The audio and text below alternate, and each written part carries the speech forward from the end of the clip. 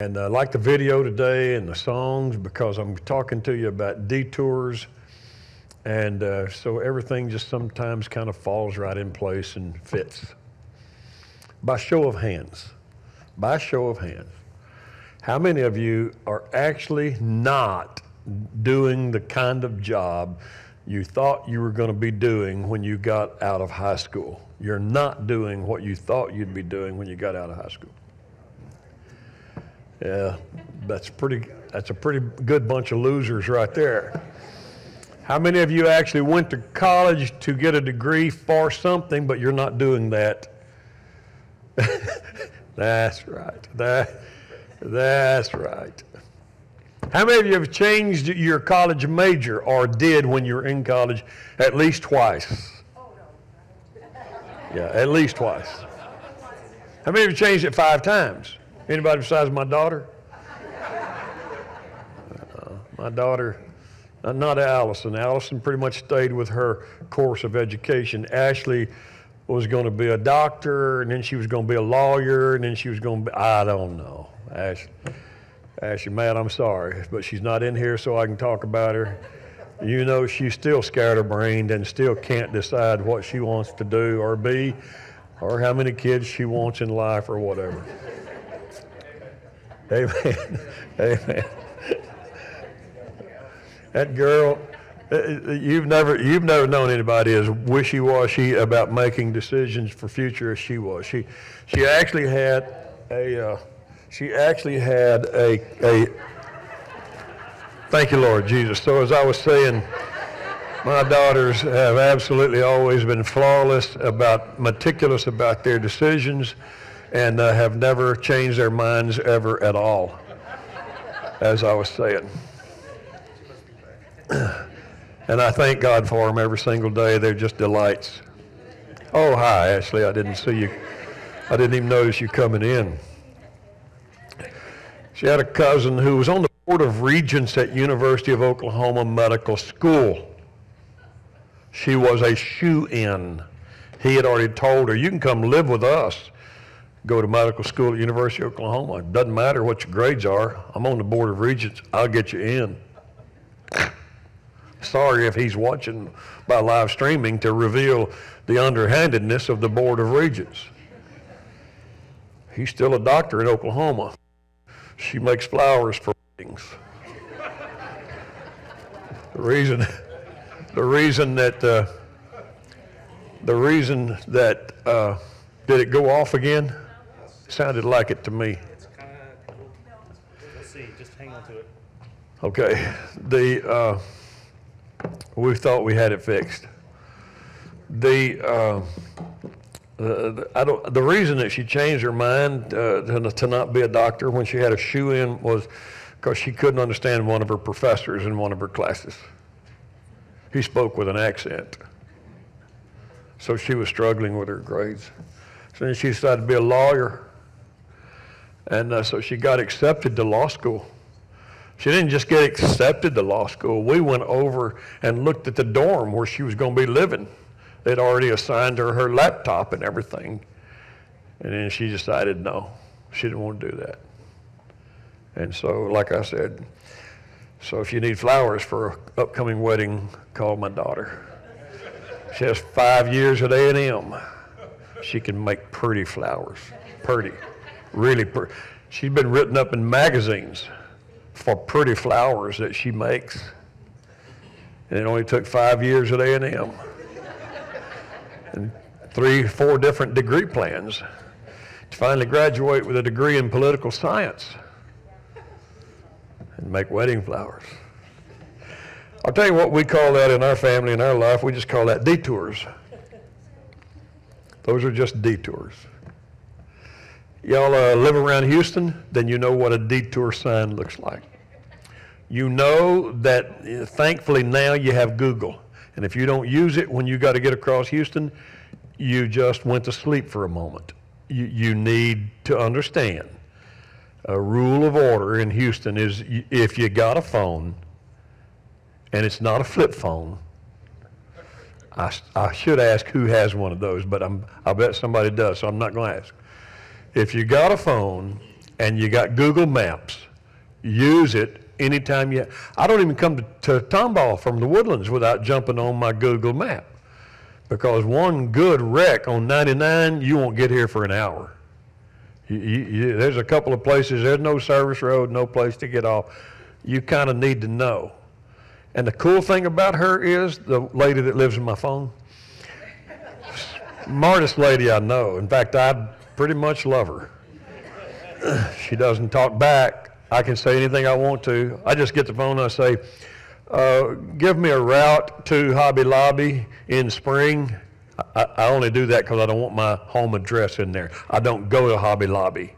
It gets me close enough to home, and I don't have to put my home address in my phone. Is that not overly secure? Give me Hobby Lobby in Spring, and I get on Sawdust, and I get Hobby Lobby, and I'll be flying down 99, and she'll pipe up and say, due to an accident on the road, a faster route has been planned for you. Would you like to accept? And I just talk back, would I ever? If so, press the accept button. Oh, okay, no problem. Press it. You need to exit at Holsworth in a half mile. Cuts me over through Exxon, detours me off the beaten path, and I just kind of grin at all you losers who don't use your phones when I see the tail lights, because I have taken a detour that gets me faster there. Sometimes detours don't work that way. I was coming from Colorado Springs to Albuquerque. I had a dinner appointment in Albuquerque. I left Colorado Springs too late. In the pre-Google days, we had key maps. Anybody ever heard, wait, here's a better question. Anybody never heard of a key map? Anybody on these rows never heard of a key map? Before the electronic days, you had a big orange map. It was a map of anything and anywhere you wanted to go. And I was coming out of Colorado Springs, and I was late, and I needed to be in Albuquerque for a dinner appointment. And I thought, there has got to be a faster route, because if you look on a map, when you leave Colorado Springs, you come down around Santa Fe, the road makes a big U like that and then comes down. And I thought, when it makes this big dip, the interstate that I want is just right down there. Why do I have to go back up and then down over here? There's got to be a road between that low dip. It's only 15 miles or so to the interstate, it looks like, on the key map. And so I'm driving and I'm looking and I'm driving and looking. That was not called texting back then. It was just called looking. And I looked and I looked. And then I saw, sure enough, man, there's a little blue line that goes down to there, and then a little tiny gray line that goes on down to the interstate. So I took that detour. I got down there. I feel so good. That's going to shave off about 40 minutes of my time and get me to Albuquerque on time. And I should have known after I turned off on that road, about a half mile, it turned into gravel. Something should have said a gravel road. That's why it turned light gray. But after a while, I couldn't tell that I was actually turning around. And I'll tell you the short version is, I was in a box canyon. I drove for about 20 minutes, not knowing that I was actually following the ridge around a box canyon, and I finally came to an asphalt road, and I thought, oh, thank goodness it's not the interstate. I thought it would be the interstate. It's an asphalt road. And so when I came up to that intersection, gravel, to finally get back on an asphalt road, I didn't know whether to turn right or left. Right would have taken me to Albuquerque, I thought. So I got the map, and I looked at the signs, and I looked way down, and I saw a road sign down there, and I kept looking there, and finally I realized, oh my goodness, that asphalt road, that's the road I turned off of. And I looked back down, and way down there, about a quarter of a mile, I could see the corner that I had turned on 20 minutes ago. I had meandered through a huge New Mexico box canyon and come right back out a quarter of a mile where I went into the box canyon. Now I'm not only 40 minutes late, I'm 20 minutes late. And so I just start flying. When I finally get to the interstate that goes to Albuquerque, I'm doing 110 miles an hour, no kidding, in my 1970 Pontiac Grand Prix. You would love it, Reed. And I fly over a hill at the Sandia mountain range looking down toward Albuquerque, and there's a highway patrol sitting there waiting on suckers like me to come flying over. Lights come on instantly, bling! ding. Takes me about a mile to slow down enough to pull off the side of the road and him giving chase. He walks up to my window and says, I clocked you at 89 miles an hour back there. You in a hurry? I said, no, sir, you're exactly right, though. I was so glad to get 89 out of him because I knew the last time I looked at it, I was doing about 107 miles an hour, trying to make up for time. So now I've lost more time. Needless to say, dinner was cold when I arrived at the house that I was supposed to be at. And we didn't have cell phones in those days. I know, it sounds like dinosaur era and all that sort of thing. But nonetheless, some of those detours, you get the idea. Several years ago, the family and I were on a vacation up, I've forgotten where we were now, North Texas or maybe up farther than that, somewhere, Oklahoma, I don't remember. But it was when our dear friend Tony Glowski was not doing well. And they expected that he might not make it through the night. They called us and told us. And so we just shut down vacation, and we were in 2 different cars. And we decided to just fly back to Houston in the night and try to get here in time to see Tony. And I don't remember where we were. You guys' memory might be better than mine. But somewhere along 45, we had Google in those days. And a big sign on the freeway said, construction, interstate closed. Expect 1 hour delay. We didn't want a 1 hour delay. And so we, when I say we, I probably mean Matt or Travis, but we started looking at our little fancy phones and we saw a gray line that went off the service road. Only 2 miles back that way, and then only 4 miles back that other road, and then only a couple of more miles that way, but it would come right back out on the freeway about 8 miles past, on down and past the construction that was going to hold us up. Y'all remember that? It was mud.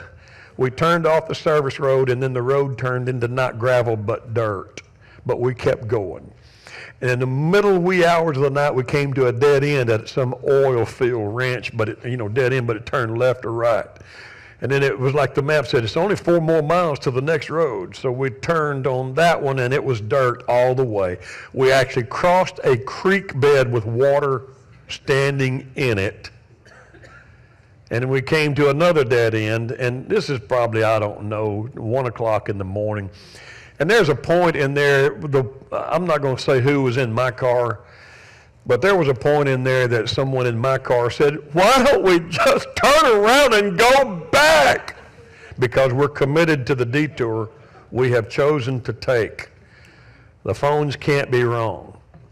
But I will tell you privately, there were a couple of times I thought, oh God, we're going to finally wind up at a gated long driveway to some oil patch. And we're going to turn around and go back and lose an hour of time. And I hope we can find our way back. But thank the good Lord, after a while, we actually came out on a farm to market asphalt road, turned left. It took us to a service road. And so, man, instead of an hour delay, we only had a 45-minute delay. We were so smart. And then we're just flying on down the road. And we got almost to the house, and somewhere around the Woodlands or Springs somewhere, got the phone call that Tony had passed away. And so we just flew to the driveway, and Matt and Ashley got out and put their luggage in their car they'd left at the house, and flew on down to Bonnie's house, and I think Phil and Juanita were there with her. And it was such a long and sad night, and I kicked myself for the roads. And then I remember, well, we did the best we could. We took a detour hoping that it would make our route faster. And it did. It just didn't make it fast enough. I asked you the questions about your career, and I could get more personal than that, but I don't like to cause trouble. I could ask how many of you are married to your childhood sweetheart. That would have just caused a real wrinkle of dilemma over Sunday lunch today. The conversations would go south in some of your situations. I mean, if I even got more personal, I said, how many of you actually married the person you loved, or you just decided to love the one you're with? Because you're from Texas, and that's a country song in Texas. If you can't have the one you love the one you're with. If I had asked something like that, it would just cause problems. And you'd go to lunch today, and then you'd be divorcing this week. And and it would just be sad. So I didn't ask those things, but I'm kind of wanting to play around in your head a little bit. How many of you live in the house you wanted to live in and thought you'd live in? How many of you drive the kind of cars you figured? How many of you have the kind of position or the kind of job? I'm telling you that there's no text on my screen for a verse because the whole Bible is my text today. Every one of our lives is a result of detours we have taken in our life. Moses never planned to kill an Egyptian soldier. It just happened. And that forever detoured him from being Pharaoh's son, raised by Pharaoh, going to inherit some cool stuff up there in Egypt. But now he's going to run for his life and hide out, way out, as far away enough the Egyptians will give up on him and never bother to come pursue him. A detour. He didn't plan that one. And then he knew what he was going to do forever. He's going to manage his father-in-law's field of sheep, his flock. He's going to be a good shepherd. Married Zipporah. That's a cool woman's name. You'd nickname her Zipper. That's as far as I'm going with it. I just think that's a cool Bible name. I don't know why none of you have ever named your daughters Zipporah. So we could call her Zipper. I like it. I expect some child in the future to be named Zipporah out of our church. And so he married Zipporah. And her father had big herds, big flocks. And he's just the manager of his father-in-law's estate. That's pretty cool. He's running all the sheep and the flocks. He's got it going. That's what he plans to do till the day he dies. And then one day a bush is on fire, but it's not being consumed. And he turns aside. And his life will forever follow the detour he took that day. David was his daddy's boy and also a tender of the sheep and the runt of the litter and maybe the best looking one in the crowd, because it seems pretty clear when you read the Bible account of David's being anointed by a prophet to be the next king that nobody really expected David would be anointed to be anything. I mean, he spruced up his other boys.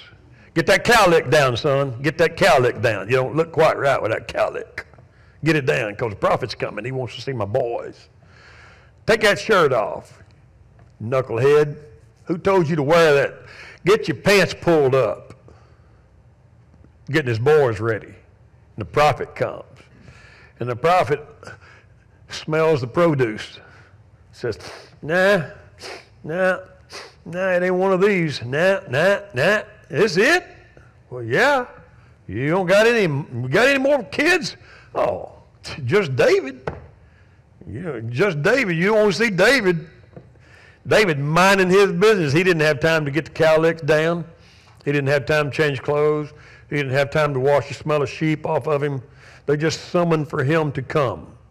And his life would be forever changed because he took a detour from his plans that day. It's your life. You and I know, you know it's the truth when you look backwards, if you've lived much life at all. You know you are not the result of your great planning. You plan, but then something happens and it turns you traveling a different direction. It may just be a mood in college and you decide you're not liking a class and change your career path. It may be an argument you have with a boyfriend or girlfriend, and the argument escalates and you thought you was going to marry him and you don't. When I got drafted in the military, I don't mind telling you, I already knew what I was going to do. I was already working for a manufacturing company, and I was already drawing heavy-duty equipment. I was a draftsman and designer for food processing equipment. I drew the plans for Butterfinger peanut crushers, Curtis Candy Company. I drew the plans for LeSueur Early Pea that separates the peas. I drew the machines for cashew separators for Planters peanuts, peanut separators for Planters peanuts, hull blasters and inclined planes where we separate by weight. I've drawn all those machines, and my plan was clear as a bell. I loved doing what I did. I was going to go to school to be an engineer, and then the draft came along and interrupted me. I was in college to become an engineer, and I thought, well, I'll go do my patriotic business for 2 years. When I come back out of the military, I'll get right back in school, get my engineering degree, already engaged to my fiance, not my wife, a childhood sweetheart, didn't marry her. I don't know who's live streaming, so I can't say, I just have to say, I like God's detours. I'll just leave it at that. I like God's detours. Can we turn off the camera and not live stream? I like God's detours. So anyway, I knew what I was going to do. I mean, literally knew the neighborhood I was going to buy a house in. That's how ironclad my plans were. And then one day, just a big detour sign. Whoop! Hey, surprise, surprise. You're going to turn here. And I turned. And my life has never been on any path at all that I designed for it to be on. And I could say on the negative end, I'm just the result of a lot of mistakes. Or I could say my path has been more comfortable in the path of detours than it has been on the main highway. I don't think I've ever traveled a straight line anywhere, but I have become comfortable with the circuitous route. And that's kind of where I want to go. I actually got 6 things I got to tell you, so I know you want me to shut up and get to them. The definition I'm giving you today of detour is simply an alternate path to a destination. There are 2 kinds of detours that we're going to talk about today. One is the voluntary detour. I take it because I want a shortcut. I want to go somewhere faster. So I will veer from the path that I'm on because I think I can get there faster if I take this path. Sometimes it happens that way. Sometimes it doesn't. I gave you 2 personal examples a minute ago. The one in New Mexico didn't happen. The other one, it did. We saved a lot of time. We shaved off maybe more than 20 minutes. We shaved off at least 20 minutes. And so it's good. If you drive around Houston very much, you will see detour signs all the time. And you take an involuntary detour. You didn't plan to take that route when you left the house, but there's a wreck ahead. And you must go. One day last week, I left the house a little earlier than my wife, and about 7:15-ish or so, I got to the service road at 45, and I could not, there was nobody moving the direction she would have to go. I was going north. She was going to go south. I knew she was somewhere behind me. The parking lot on the freeway literally was not moving. I don't mean they were inching along at 3 miles an hour. They were just sitting there. And when I got service road, as far as the eye could see, there were just headlights and nobody was moving. So I grabbed the phone real quick. And I said to my wife, if you haven't come this way yet, you don't want to come this way. She said, oh, I'm right behind you. I'm at Whataburger. And I said, you turn. And my wife, it doesn't matter what lane you're in. You don't have to worry about it. You don't say things to her like, hey, when you can, you know the lady in your phone? At the earliest convenience, make a U-turn. You say that, you don't have to say to her, hey, when you can get over in the left lane safely, make a U-turn. You just say, make a U-turn. Doesn't matter if she's in the right lane, she will U-turn. We nickname people like that Sandy drivers. If she knows she's got to turn right up there at that light you can see on a 3-lane wide road, she will zoom by on the left lane because all you idiots are in the slow lane, and then she will just cut over in front of y'all up there. I don't mean that as a criticism, baby. I mean that as genius. That is absolutely a genius move. And it came into work just the other day because I called her and I said, I knew she had to be in the right lane to turn right. I said, where are you? She said, I'm right behind you. I'm at Whataburger. I said, you need to U-turn. She said, okay. And while she's on the phone with me, she said, okay, all right, I U-turned. Why? That fast? Well, yeah. Why? What's wrong? Because there was no place left except for one more red light. And they were already jamming up. And I said, oh, it's a parking lot. Well, okay. So she went the other direction. Just a detour in life, a detour in the day. But it's a good thing Because when I got up to Sam's to pick up a few supplies, because Amy wasn't picking them up for us anymore, the traffic was not even moving there, 4 or 5 miles away. I went into Sam's and bought the supplies and came out. And the truck that I had seen on the freeway when I went in is still sitting over there, big blue and red truck. So I called Sandy and I said, it's a good thing you U-turned and went back. The freeway is simply not moving. And instead of, you'd think, you guys, I know you ladies won't like this. You men, I have your sympathy. You'd think she'd say, oh, thank you so much for calling me for the minute and sending me a faster way. Well, I'm still sitting in traffic at a red light up here at 2978. Thank you very much. The lights changed twice. Okay, she didn't say it like that. That's the way I interpreted it, okay?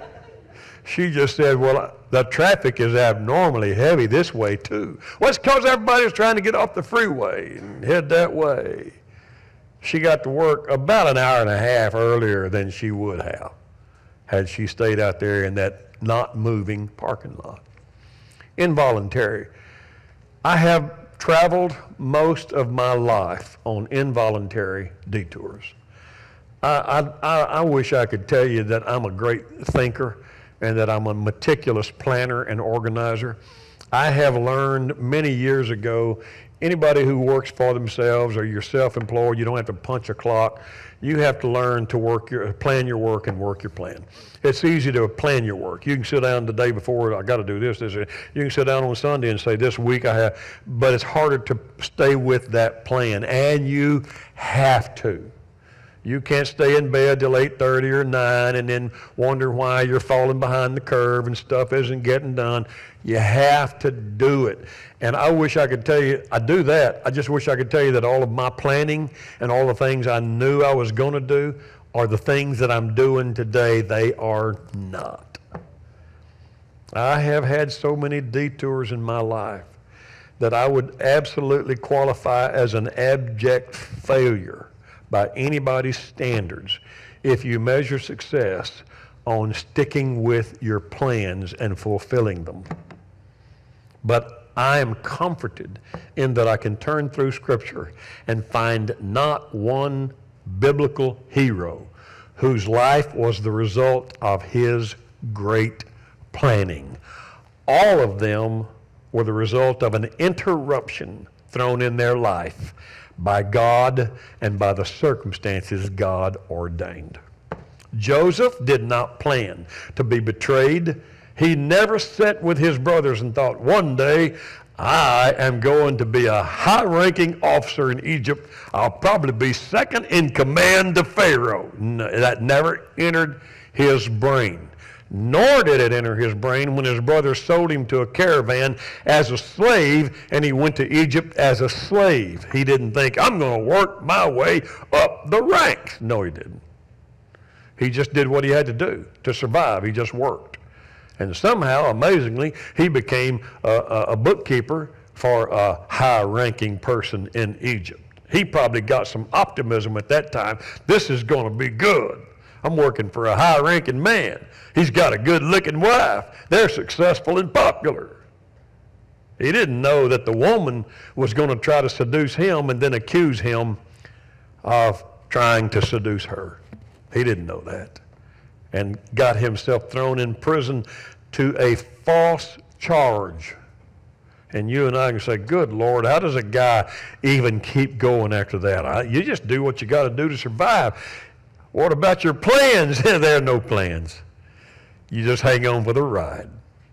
And you think you're going to stay in prison forever, and then some dude in prison says, I had a dream last night, and the Lord just shakes your brain and says, ooh, you know what I think that means? I think it means this. And you tell a prisoner your dream. You don't know when you're telling. You think Joseph stood there and thought, hey, I bet this dude's going to be a famous baker up in the palace one day. Yeah, and when he's a baker, the Pharaoh will have a dream, and then he'll tell the Pharaoh, I interpreted a dream. I'm going to get out of here. None of that was in his brain. You know that. His life was just a series of God pulling the strings or putting up a detour sign. I know where you think you're going, but here's where you're going. So with that in mind, that they're voluntary and involuntary, there are 4 things I want to tell you about detours real quick. Number 1, sometimes you get there faster. They really do work. Now, I don't know about any shortcuts to heaven, but I will tell you that there are no shortcuts to knowledge unless. This is going to sound like such an old man. How many of y'all know you sound just like your fathers? How many of you old men know good and well, you know the dad that you criticized and griped about and mocked and fussed about? And, oh, God, Dad, you're out here. And now you know you're just like him. My dad used to say, son, if you just listen to me, you'd save yourself a lot of headache. I probably said that to my daughters once or twice. Not more than that, probably, no more than once or twice, before I just gave up on them probably. But, oh, dear God, I think so many times I could have saved them so much misery if they'd have just listened. And then I think, yeah, that's what my dad said, and I didn't listen to him either. You know when I started listening to my dad? When I was about 30. And then I just started remembering things he said. My dad didn't talk much. Most of my dad's talking was when I did something dumb. You understand the difference in that? Like Mom would tell me ahead of time. Mom always tried to educate me. Son, you can do anything you want to do. What do you want to do? I don't know. Go to bed? You know what I mean. My dad would wait till I did something dumb, and my dad, what's wrong with you? I don't know. Well, here's what you should have done. That was my dad. I learned a lot of things after the fact to him. Learned a lot of things ahead of time from my mom. My dad was negative. My mom was positive. That's just the way they were. It's a good balance for me. My mother was philosophical. She had a philosophical answer for everything. In fact, I wrote a story, that got published. Well, I might as well just tell you, my 5th story in Chicken Soup for the Soul is coming out next month. November the 4th or so, it'll be available at Barnes & Nobles and any other store you want to buy them in. And so the one coming out is entitled, The Best Advice I Ever Heard. And I wrote a story about my mom and advice that she gave me. It's easy to do because Mom gave a lot of advice. You know when I started listening to it? When I was about 30. And she didn't give it to me anymore. It was just that about 30, I started looking back and remembering, oh man, Mom said this, Dad said that. I wish I'd have done it back then. Now I'm going to give you parents a little credit. If your kids would have listened to you, they'd have taken a shortcut on their path and got there a lot quicker than they're getting there now. But it's just the nature of the beast. They didn't listen well. And their kids, the fun thing for us is their kids aren't going to listen to them either. My grandkids are going to grow up just as dumb as their parents were because they will not listen to their parents. It's just, your family may be miles ahead of us, okay? I'm not throwing you in the same barrel with us, but I'm just openly confessing that that's the way mine is. They're not going to listen to Mom and Dad. They're going to be dumb until they're about 30, 35. And then they'll start saying, that's what Dad said. That's what Mom was trying to tell me. If you could listen now, you'd probably get there faster. You know why Solomon wrote the book of Proverbs by and large? You know the largest reason Solomon, the wisest king, you know why he wrote the book of Proverbs as far as we can tell? He doesn't actually say why he wrote them. But do you know what you can deduce after you read it? To my sons. To my sons. Sons, forget not. Sons, heed my words. Sons, I mean the book of Proverbs that we love to read those gems of wisdom from, how to behave, how to interact with people, how to live. And Solomon didn't write them to be a wise minister or a philosopher. He wrote instructions to his sons. He wanted his princes to be princes. Act like a prince. You're not just a prince because you're my boy and I'm king. Princes have to act like they're princes. That's why he didn't even want his boys drinking strong drink or wine. He said that. He said, wine and strong drink, that's not for princes. That's for foolish people. That's for people that are depressed and down in the gutter and hard working and out there building bricks for you to build another building. Not for you. You stand head and shoulders above the others. My mother used to say, until age and Alzheimer's and dementia crippled her body, my mother used to say to me when I was walking through a store or a mall with her, my mother would say, stand up straight, son. I'd be walking like kids do you. And my mom would say, stand up straight, son. Why? Why? Nobody cares. I don't know these people. Stand up straight. Everybody looks better when they're standing up straight. Just stand up straight. Good posture is important. Stand up straight. And she used to lecture me till in my 40s, my mom would say, son, stand up straight. Pull your shoulders up. People look better when they stand up. I'm not trying to impress anybody. I don't care. Stand up straight. And my mother, we could, when she was old in the nursing home and somebody in the nursing home would walk by, stooped over, mother would say, look at that. They should stand up straight.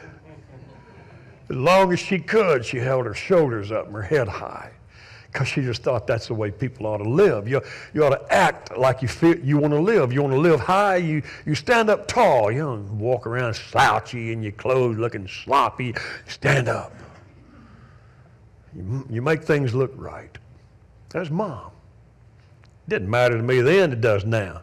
Now I get out of bed, if I gave in to every pain in my body, at 69 years old, I'd be walking about like this. Oh, God, that hurts. And oh, that thumb. Oh, it hurts. Oh, it hurts right there.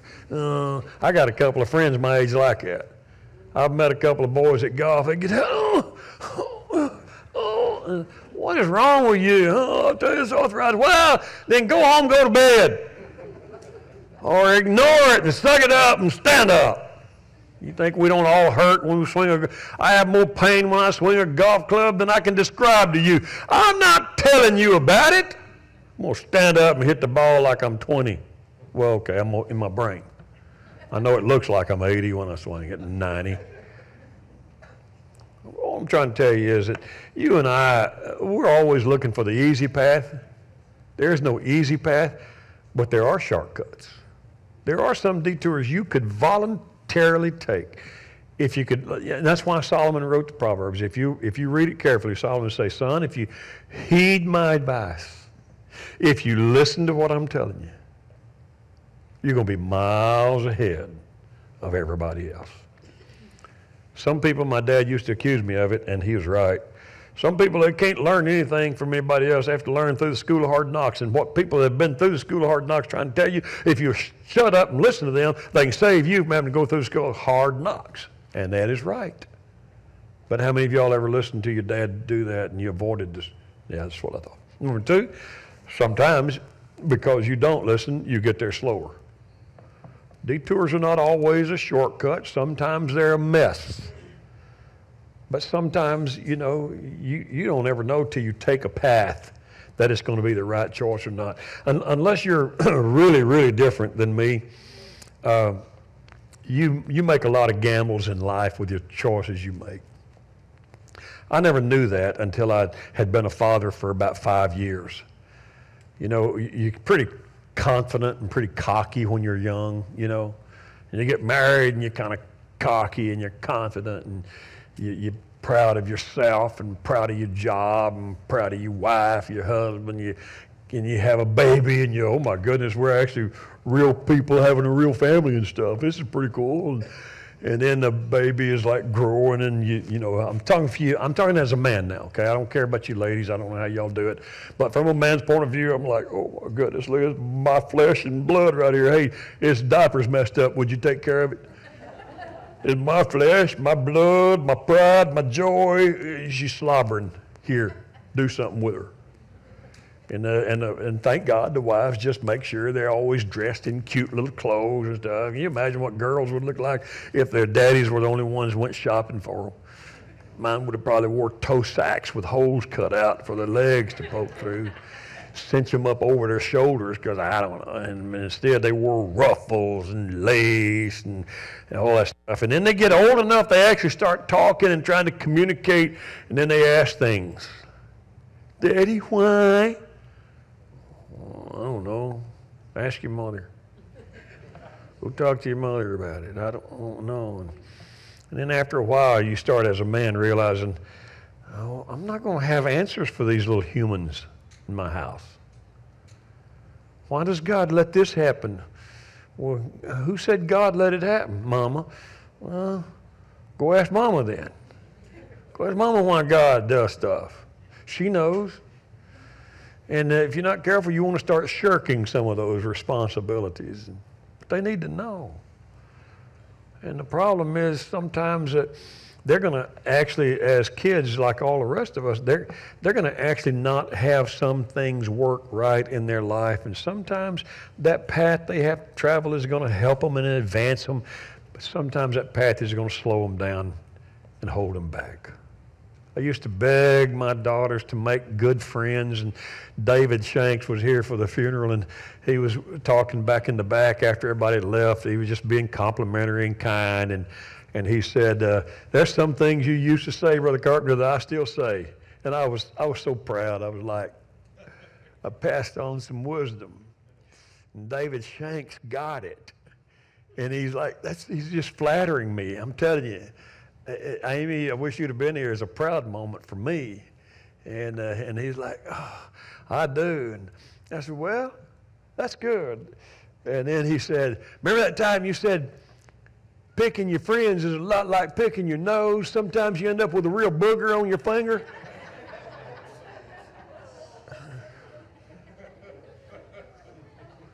Well, I don't think I said that. I don't remember. I think you must have heard that from one of my daughters or something. I don't believe that was one of the pieces of advice I passed on to you, was it? And then he said, and then I used this one here a while back. Remember when you said he's like a bull, he's got a point? I said, hey, that's okay. That's fine. That's good. I know where you're going with this. I thought you were complimenting. I get it. You don't have to explain the bull one. Just stop right there. But the point that I was trying to make when David thought he heard me say is I had watched a handful of kids start out with a really good year at school, and then they make one bad friend. And then that friend lures them into something like drugs and alcohol and sex, and let's go mess around with this, and let's go vandalize a building. And they don't know how to say no because it becomes their good friend. And then they take a detour. It was going to be a good year. They were going to fly right through that year and make good grades and make their parents proud. And one bad friend and the influence and the power that friend has. And all of a sudden, it's not going to be a good year anymore. They're going to take a long, circuitous route. As pastor, I can tell you, I've gone down to jails a few times over the years. I've sat on the street corner and waited till a kid got out of jail. I've waited for a dad or two downtown Houston after posting bail, sit there and wait. And it was because they took a detour they never planned on. They just didn't make some good choices about people in their lives. So all your detours don't always work out right. But one thing, the third thing is, I share with you, is all the detours in your life change your point of view. Sometimes it's a nice scenic view. Sometimes it's not. Sometimes you wind up in the ghetto and hoping you can get out before somebody shoots you. Sometimes you're on a mountaintop and the scenery is beautiful. It's not where you planned to be. It's not the route you were planning to take. And you have no guarantee whether it's going to be a great ride or a bad ride. Number 4, sometimes detours in life change our destination. If I were to ask all of you how many of you planning to go to heaven, everybody here would hold their hand up. If I did heaven like I did your career a while ago, if I just said how many of you are traveling on the same path toward heaven that you started traveling on when you first came to Jesus, most of you would not know how to answer that. Well, I'm on the same path, I think. Yeah. Have you changed any of your theology? Was there anything you once said, you have to do this to be saved, and told your family, you better do this, and made a few enemies, and then after a while you read a little bit more in the Bible, and you read some red letters of Jesus, and you got to where I don't know if that's really one of those things I can tell people they're going to hell for it. Well, you travel that road once. You're not traveling it now? You still going to heaven? You sure? And most times the answer is, I'm still going to heaven. I'm just not on the road that I thought I'd be on, making my trip to heaven. How'd you get off the main road you were traveling? I don't know for sure. God threw a detour sign up? Yep, most likely that's what happened. Sometimes it's not. Sometimes we just wind up being deceived and going the wrong direction in life. But the point that I'm trying to make is that none of us are ever going to stay on the same road we were traveling on forever. It's just not in God's design. And that leaves you with two choices about the detours in your life. And I don't know how to sum them up better than these two words.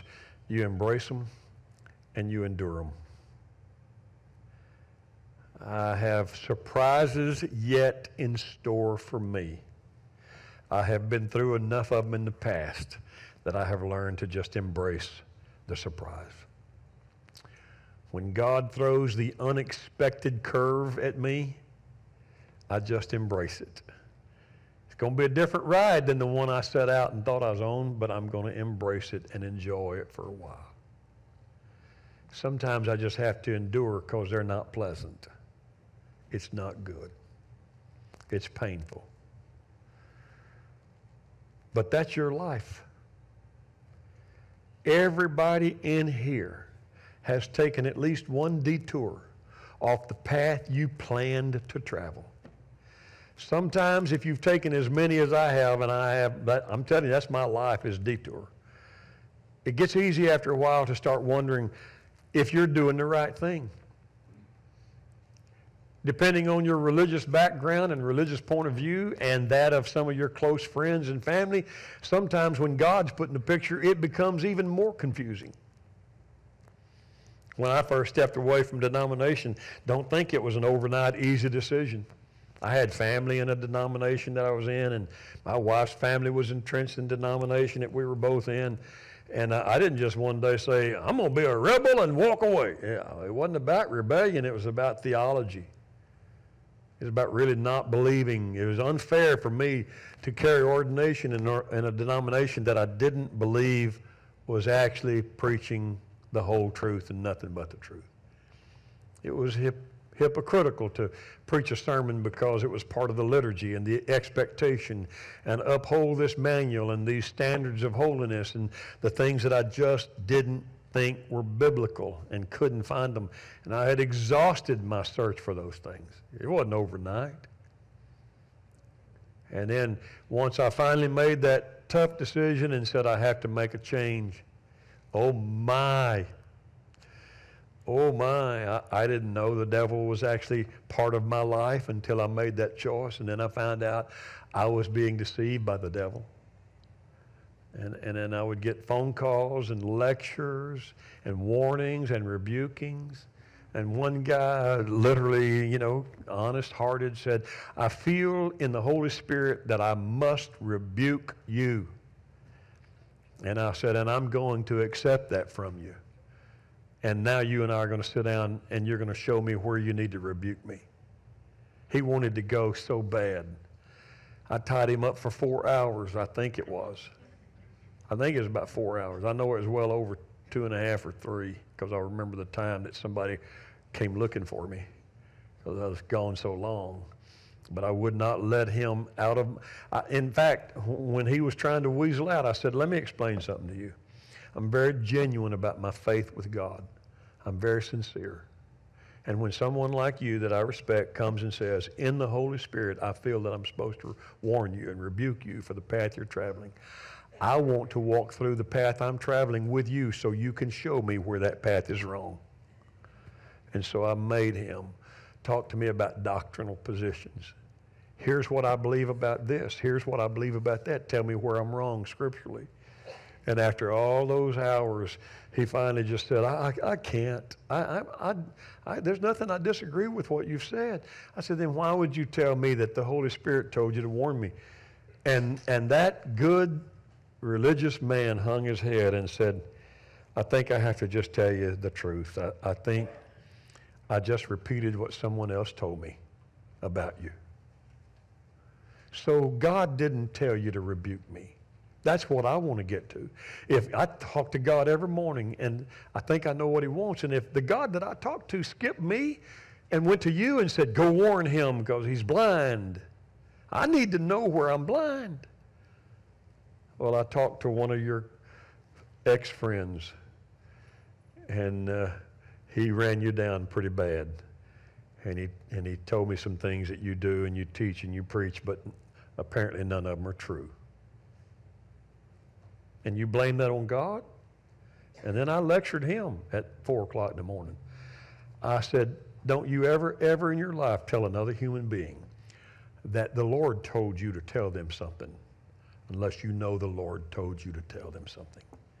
You don't ever hear me get in this pulpit and say, the Lord told me to tell you this today. And if you ever do, you better write it down in your book. Because I can think of about 2 times I've done that in 25 years. I like to think the Lord tells me everything to do, but I won't tell you he told me to tell you something unless he really did. Be careful. The detours in life can lead you a long ways away from the main path, or they can put you on the right path and get you where you need to go faster. The main thing for you and I to do, trust God. Put heaven as your goal. How many want to go to heaven? That ought to be 100% in hand. You want to go to heaven? Can anybody give you a clear path to get there? No. Can anybody tell you what career choice will help you get there best? No. Can anybody tell you who to marry and that spouse will accompany you to heaven and make sure that path is easy? No. Can anybody tell you what job and career to make? No. All we can tell you is make sure your goal is heaven. I want to be saved. I'm telling you that today, God. Heaven's my destination. I want to go to paradise when I die. I want to be right there with you. My feet are on the way to heaven. Now, if you decide I need to change the path I'm on, throw a detour sign up in front of me. I will embrace it. I will turn willingly, and I will follow whatever path you choose for my life. And if it's a painful path, I will endure it. I will tell y'all, Vietnam was not my choice to serve God. And I will tell you that it wasn't a good path, it was a painful path. And I endured 13 months in that sorry place and in that sorry war. But it was God's will. I wasn't sure at the time, but I have been ever since. And I have learned that even when you have to endure a detour, embrace it. God's got control of you and your destiny. He knows the plans he has for your life. Stand, please. And somebody say, I was glad when they said unto me, let us go into the house of the Lord. Give the Lord a hand of praise today. Thank you, Father, for your blessing and your promises and your love and your faithfulness. And for every detour you have put our feet on, you have taken us to a higher plane and to a better place in you and in our faith. And we thank you for that today. Amen. God bless all of you. Hug somebody, shake hands with somebody, love somebody, embrace the path you're on or endure it. But let's get to heaven together. We'll see you next Sunday morning, 10:30.